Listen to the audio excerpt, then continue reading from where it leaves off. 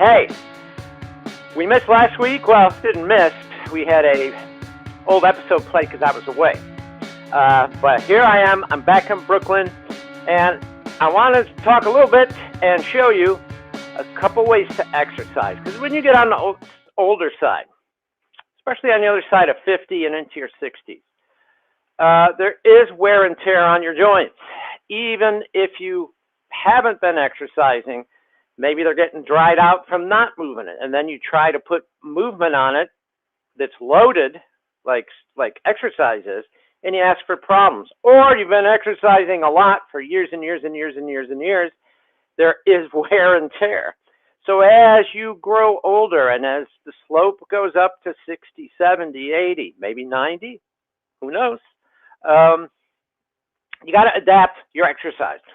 So for exercises that are loaded type things, and in this case it's body weight, so we're loading with gravity and we're loading with how we position our body. My advice to keep your joints the healthiest you can while strengthening yourself is doing things really slow. I have been doing this for a few years now, and I found out when you do them correctly, do them slow, wow, great stuff. So, I'm going to show you a modified push-up, and we're going to do it slow. I got my hands on this bench. So here's a push-up. You got to keep the elbows in, right? Like so. Here it is from the front. Elbows in as I lower. They're not out here like this, jamming on your shoulders. We're pulling yourself down like so, and then pressing back up. As you press up, almost think of your arms from your shoulders, not your hands, from your shoulders, like corkscrews.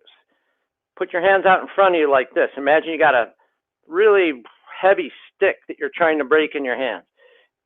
I want you to imagine that and squeeze. See if you can break that stick. Feel those muscles back there. You can really feel them working. Those are the ones you want to use to help connect your shoulder in the push-up. So we're going to do it like this. We're going to lower for a count of 5.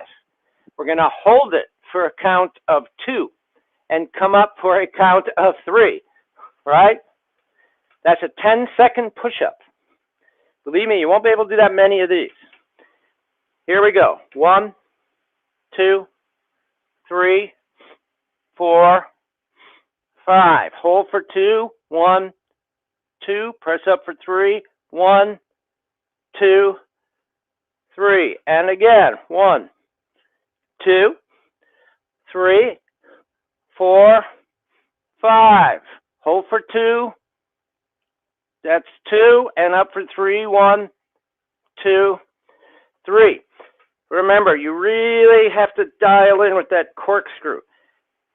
As you push back up, you'll feel a little more weight on the pinky side of your hands. You know you're doing it well when you do it that way. So now let's continue with your hands on the chair for those that are a little more advanced. We'll do them on the floor. Next version for you would be on your shins, like so. Ready, go. 1, 2, 3, 4, 5. Hold for 2, about an inch from the floor. 1, 2, push up for 3. 1, 2, 3. And one more time. 1, 2, 3, 4, 5. 1, 2, 1. Corkscrew. 2, 3. Notice my abs are staying tight. I am not sagging like this, or I'm not letting my head droop. A push-up is a solid exercise.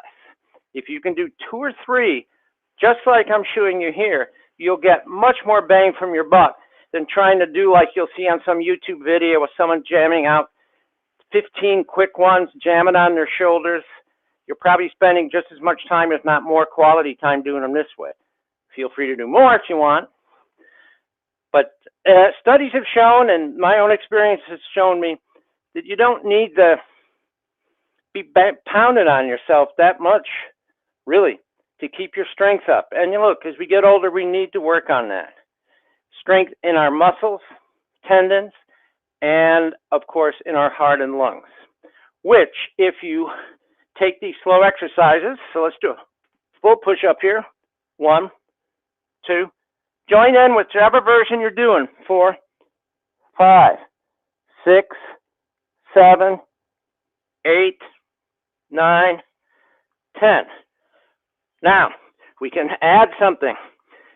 You might need to put your hands on some blocks to do this, or come up onto your fingers like so. Step 1 foot forward. Notice the other knee's back like this.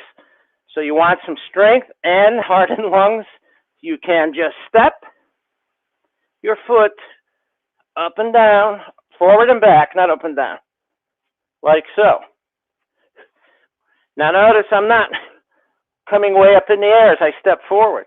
I stay in the push-up position. That's what makes it tough. All right? As you do this, you still feel that corkscrew action in your arms.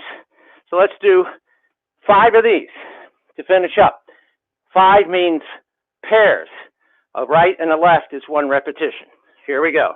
Ready, go. 1, 1, 2, 2. I'm going a little faster now. You won't have to if you're really holding tight though. Going super slow really makes you work and gets that heart rate up without all the destruction on your joints. Whew, who said that doesn't feel good? And I think that's, yeah, there should be time. So I wanted to talk about a couple things. One of them is what I just talked about, super slow, is really an intelligent way to exercise. Learn the proper form and do the exercise super slow. You won't be able to do many repetitions. But again, as I found out, and as colleagues of mine have found out, and studies have shown, you don't need a lot of repetitions. You need tension. So time under tension, TUTS, is an old concept in exercise, and it's as valid now as it was 2,000 years ago, 3,000 years ago, when the Spartans were getting those bodies they got, right? And it works for men, women, either way. But also I want to speak about something like a mindset thing. Integration, leading an integrated life. I've talked about stress and negative stress and how the stress hormones kick in, and how when that happens, our digestion's poor, muscles tighten up, heart rate goes up, blood pressure goes up, all this stuff happens. And it's a daily kind of thing. Might not be huge, but if I was to take my hand, let's say this hand here is a brick wall, and I take my right hand and just put it about this hard against the brick wall. Not very hard, it's slow. I'm not even touching it very hard. But I do that for 3 hours straight, even at this easy pace. What do you think this hand is going to look like, and how's it going to feel? It's going to be a bloody mess, probably, scabbed up, and it's going to hurt like the devil. Let's say that. So that's what I mean with the daily small stresses. How they add up if there's no reversal of them, if there's no outlet. One of those is an integrated life. We lead very, very not isolated, compartmentalized, fragmented lives. You can look articles up about this, but studies have found, as have I, is the more integrated your life is. So in other words, instead of having family over here, work life over here, the gym's over here, this thing's over here, your hobbies here, they're spread all over the place. You find ways to integrate them together. So your mind's not all over the place, and your body's not all over the place. The conflicts that all that causes ease way down, and the stress goes to a more positive one. And no example can I think of better than a great friend of mine who I got the bad news yesterday who's a fixture in this neighborhood. His name was Ted Lewin, and Ted passed away yesterday. There's a picture. That's Ted in the middle, and that's his longtime wife Betsy right behind him. The guy on the left is me, and that other guy over there, that's the same guy my age as Carlos. We all live within a few. They both live right. I don't know. Carlos is 50, 60 feet away from me. Their house, and Ted and Betsy right around the corner. So Ted had heart trouble for about on and off for 20 years, but here's a man and here's a couple that lived a very integrated life. I'm very sad that Ted's no longer here, but at the same time, the kind of full life that Ted led is very inspiring, and you can't ask for much better, really, than that. He and Betsy met at Pratt Institute back in the 50s. They were both taking, I think, illustration and painting. I don't know the exact ones, majors they were doing. Years later, they became successful children's book authors, by the way. So they both were very successful children's book authors. Ted started working his way through college, and afterwards, he and his brothers, the Battling Lewins, you can look it up, as professional wrestlers on the circuit back in the late 50s and into the 60s, the early 60s. Yes, Ted was a wrestler. So when I talk about wear and tear on the joints, by the way, it's another reason I wanted to talk about Ted. His body at this age, this is Ted. This picture you see now is last month when we were over at their house. Ted was 86, but his mind was sharp as a tack, but his body was kind of a wreck, and he knows why too. His back, his neck, a lot of problems from all that tossing around and stuff that they did. But through the years, they became illustrators, children's book illustrators, especially later on. Ted would bring in models for his books, and I had the great fortune of being in some of these. Yes, here's one. Yeah, I posed for this picture. That's actually my daughter. She was much younger. This is quite a number of years ago.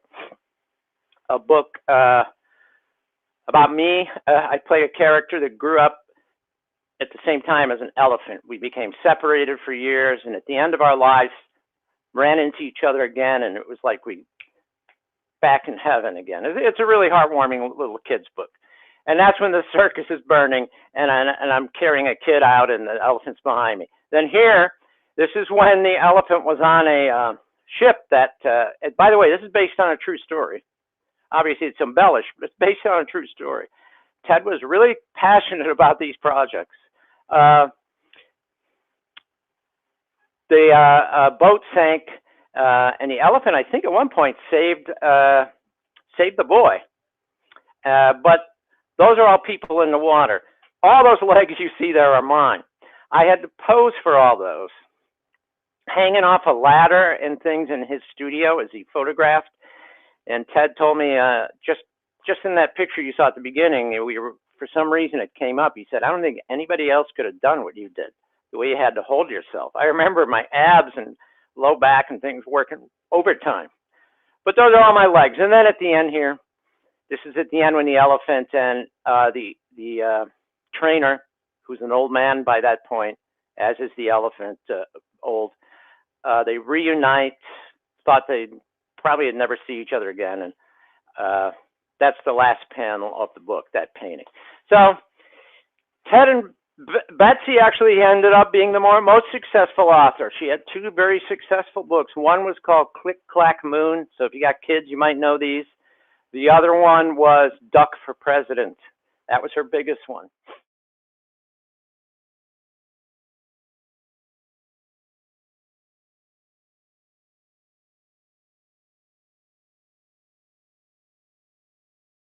Together for 60 plus years. They would go off on these trips to exotic places, take lots of pictures for research stuff. They loved animals. They would do that together. They both did the same work together. Whenever one wanted to take a walk, they just went out for a walk together. You'd see them all the time. By the end, Ted was walking a lot less. But just an integrated life. Their studio was upstairs. Lots of friends within, walking distance around here. Just really a inspiration to me of how the mad scramble, the rat race, you don't have to buy into that, really. And you can keep yourself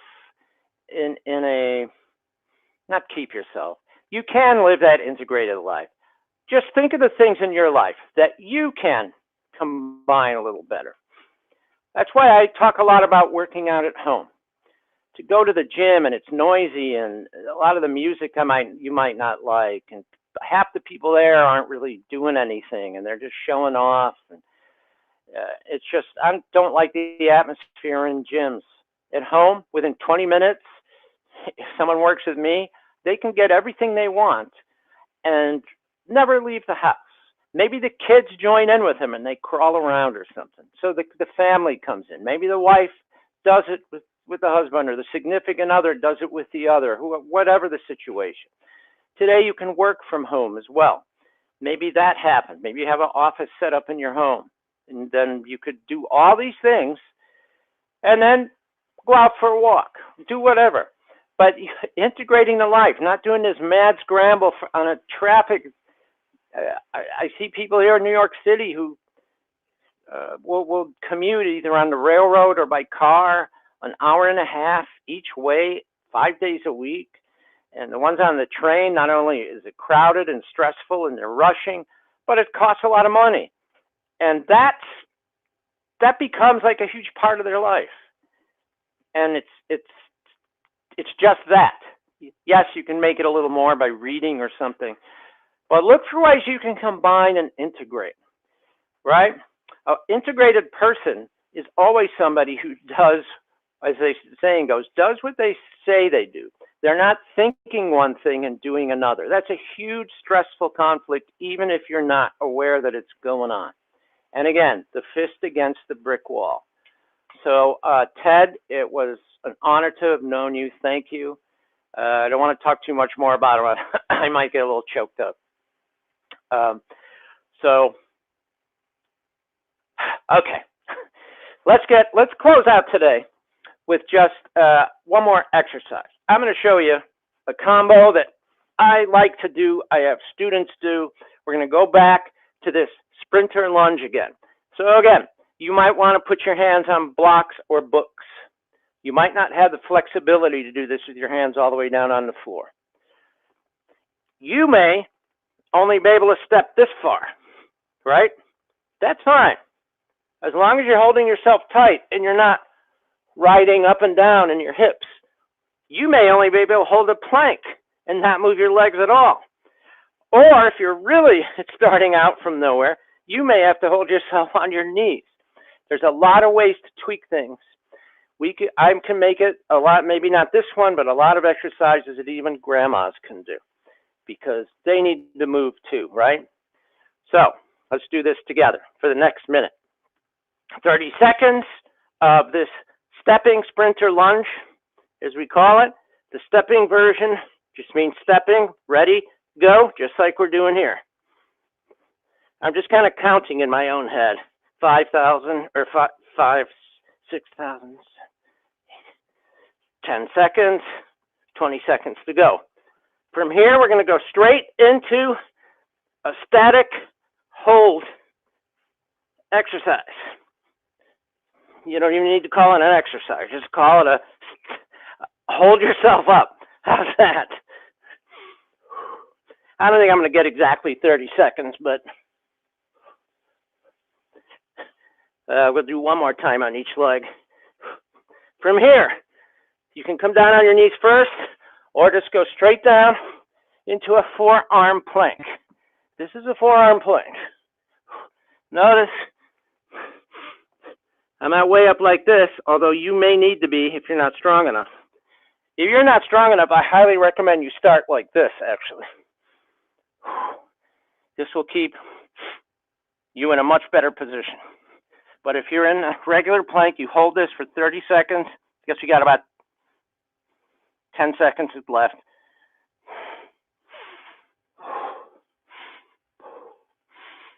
Three, two, one. So, I'll leave you with that little gem. It'll definitely put some ink in your pen or some lead in your pencil. What you do is you set a timer, do 30 seconds of that sprinter lunge, 30 seconds of that plank, take a rest for 30 seconds to a minute, repeat it again. Notice I didn't move real fast. Then you can repeat it a third time, by the way, once you get in better shape. Notice I didn't do anything fast. I held everything in control, under tension, and tight. Basically for 1 whole minute. 30 seconds of sprinter lunge and 30 seconds of this. That's a long time to be under tension. So modify the exercise like I showed you if you need to. You will get just as much, if not more, out of it doing it the way you can control than doing something that you're trying to survive. Exercise is about building your fitness. Surviving an exercise is not about building your fitness. It's a different mental thing that maybe you should address if you're doing that. And, well, I'm just full of advice today. Again, thank you, Ted Lewin. Please send your prayers out to Betsy. And let's you and I do one thing each day to be younger than we were last year. I'll see you next time.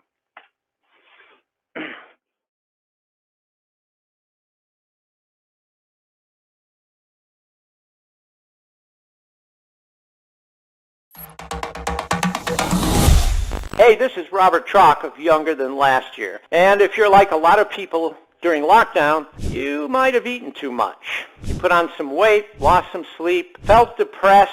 Well, now we're starting to emerge from lockdown. And I want to help you make a turnaround from all that stuff.